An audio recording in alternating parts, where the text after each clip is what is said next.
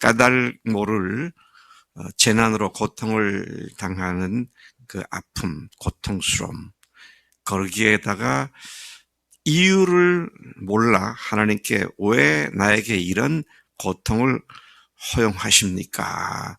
라는 질문으로 피곤해 있었던 욥이었죠. 이게 이중고입니다. 고통당하는 자신의 모습과 그리고 그 뜻을 몰라 하나님 앞에 몸부림치고 있는 욥인데 그 친구 엘리바스가 그를 향해서 두 번째 입을 열어서 매몰차고 혹독하게 몰아붙였죠. 어제 우리가 그 말씀을 보았습니다. 이에 욥은 오늘 16장과 17장 두 장에 걸쳐 자신에게 제대로 된 도움을 주지 못하고 정죄만 하는 엘리바스에게 대답을 합니다.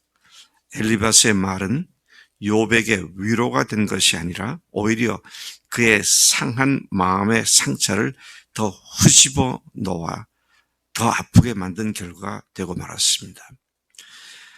친구는 욥이 범죄했기 때문에 이런 죄를 당하는 것이며 그 죄를 해결치 않는 것이 결국 하나님의 저주를 더욱 불러온다고 말했지만 욥은 자기 자신의 결백을 주장하며 논박했는데 오늘 이 말씀에 보면 그 논박하는 논쟁은 갈수록 더욱더 가열이 되었고 더욱더 험한 말들이 오가게 된 것을 보게 됩니다. 잠언 18장 13절에 보면 사연을 듣기 전에 대답하는 자는 미련하여 욕을 당하느니라.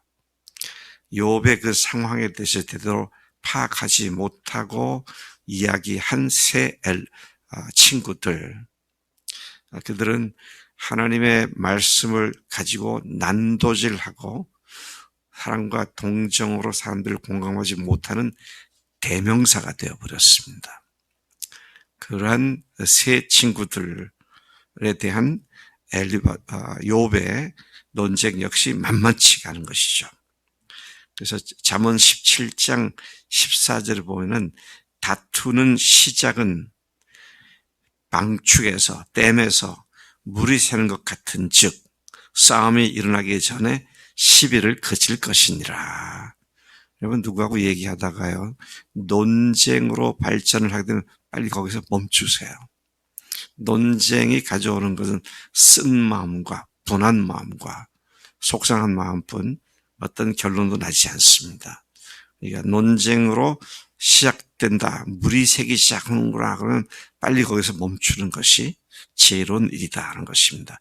자, 욥의 대답을 들어보겠습니다. 1절부터 5절까지 이런 말을 합니다.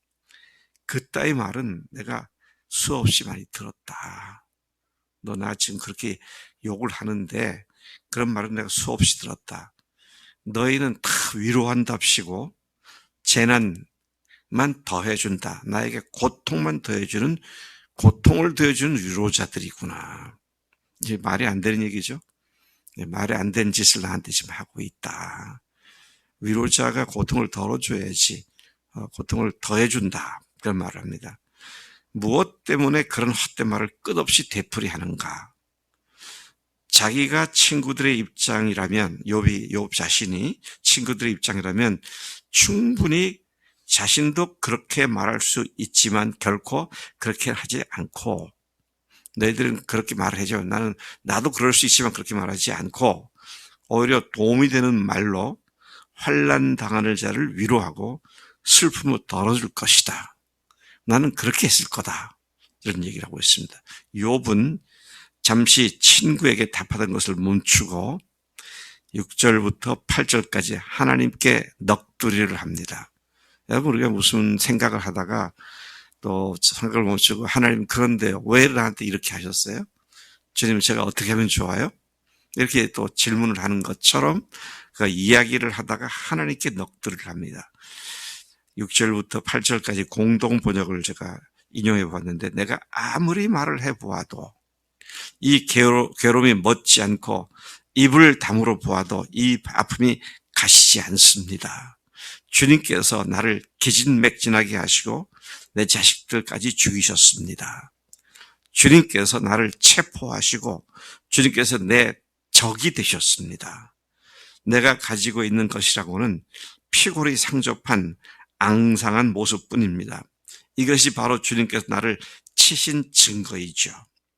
사람들은 피골이 상접한 내 몰골을 보고 내가 지은 죄로 내가 벌을 받았다고 합니다. 자, 이야기를 하다가 하나님께 호소하듯 넋두리 하는 이야기를 합니다. 그러면서 나머지 9절부터 17절까지는 하나님께서 허용하신 자신의 고난과 고통에 대하여 하소연하는 그런 기도 내용이 나오죠. 기도 내용이라기보다는 이제 변론하는 입장에서 자기의 억울함을 이야기하고 있습니다. 사실은 하나님이 사탄이 시기해서 욥이 받은 복을 다 빼앗으면 그가 하나님을 저주할 겁니다. 그러니까 하나님께서 그래? 해봐라. 내 종은 그렇지 않다. 내 욥은 그렇지 않다. 욥에 대한 믿음 때문에 사탄에게 잠시 허용한 것뿐이잖아요. 근데 욥은 하나님이 나를 대적하시고 하나님 나를 이렇게 괴롭게 하십니다. 그렇게 이야기를 하고 있죠. 하나님의 허용하신 것을 하나님이 직접 자신을 괴롭히시는 것으로 그렇게 오해를 하고 있는 욥인데, 중요한 것은 이것이 하나님의 손에 달렸다는 하나님의 절대 주권은 여전히 인정하는 입장에서 일을 하고 있는 것이 이런 얘기를 하고 있죠. 욥은 하나님께서 자신에게 진노하셔서 자기를 갈기갈기 찢으셨고 자신을 적대시하며 자신을 향해 이를 갈고 원수가 되어 날카로운 눈초리로 자신을 보고 계신다고 말을 합니다. 그렇게 생각했어요. 하나님께서 나를 원수로 대하시는구나. 나를 이렇게 고통스럽게 하시는구나.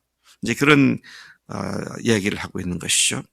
그리고 자기 주변 사람들은 자기를 향해서 자신을 향하여 입을 크게 벌려 짓거리며 자기를 모욕하여 뺨을 치며 함께 모여 자기를 대적한다고 한탄합니다. 11절에 보면 하나님이 나를 악인에게 넘기셨고 행악자의 손에 던지셨다고 한탄을 합니다. 자, 이렇게 하다가도 하나님의 악한 자에게 나를 넘기셔서 내가 이렇게 고통을 당하는구나. 본질에 더 가까이 지금 다가가서 원인을 생각하게 되고 있는 것을 보게 되죠. 12절에 보면 그는 다음과 같이 하나님으로 말미암은 고통을 말합니다. 내가 평안하더니 그가 나를 꺾으시며 내 목을 잡아 나를 부서뜨리시며 나를 세워 관역으로 삼으시고 그분의 화살이 사방에서 날아와 사정없이 너를 쏘아댐으로써 내 콩팥들을 꿰뚫고 내 쓸개가 땅에 흘러나오게 하시는도다. 하나님께서 허용하신 이 고통이 얼마나 괴로운지를 그렇게 얘기합니다. 14절에서 16절까지는 제가 세 번역을 또 인용해 보았는데요. 그가 나를 갈기갈기 찢고 또 찢으시고 용사처럼 내게 달려드신다. 내가 맨살에 베옷을 걸치고 통곡한다. 내 위세를 먼지 속에 묻고 여기 이렇게 시궁창에 앉아있다. 하도 울어서 얼굴마저 핏빛이 되었고 눈꺼풀에는 죽음의 그림자가 덮여 있도다. 자, 이 비참한 자신의 모습을 이렇게까지 생생하고 적나라하게 표현하고 있는 모습을 보게 되죠. 여러분 생에 이런 기도를 하실 때가 있으셨습니까?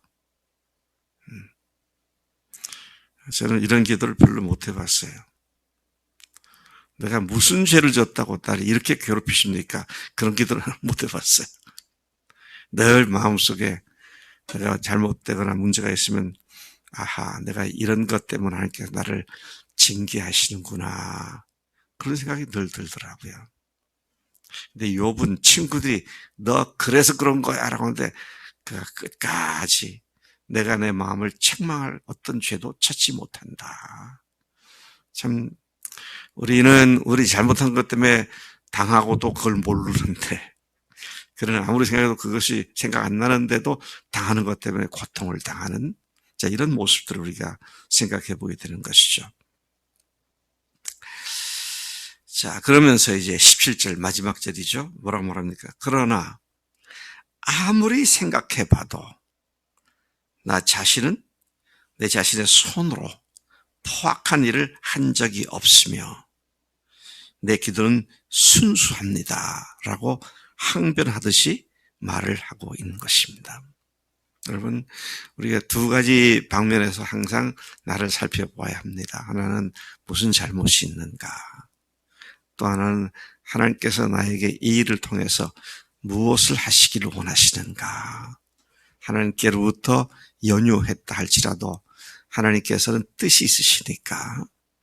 그래서 자기를 아무리 살펴봐도 어떤 상태에서요? 그 극한 고난 속에서 아무리 살펴봐도 또 어떤 상황입니까? 친구들이 네가 죄 때문이라고 계속 정죄하는 그 한복판에서도 아무리 생각해봐도 내가 하나님 앞에 죄를 짓거나 사람들에게 포악한 일을 한 일이 없음을 하나님께서 아십니다. 우리가 이러한 양방향에서 오는 어려움과 고통을 하나님 앞에 여쭙고 하나님과 씨름하고 하나님의 답을 듣는 그런 삶을 삶이 마땅한 줄로 믿습니다. 하나님 아버지 감사합니다. 저희들에게 주님께서 허락하신 것은 그 어느 것 하나 버릴 것이 없고 그 어느 것 하나 무의미하게 지나가는 것이 없는 줄로 믿습니다.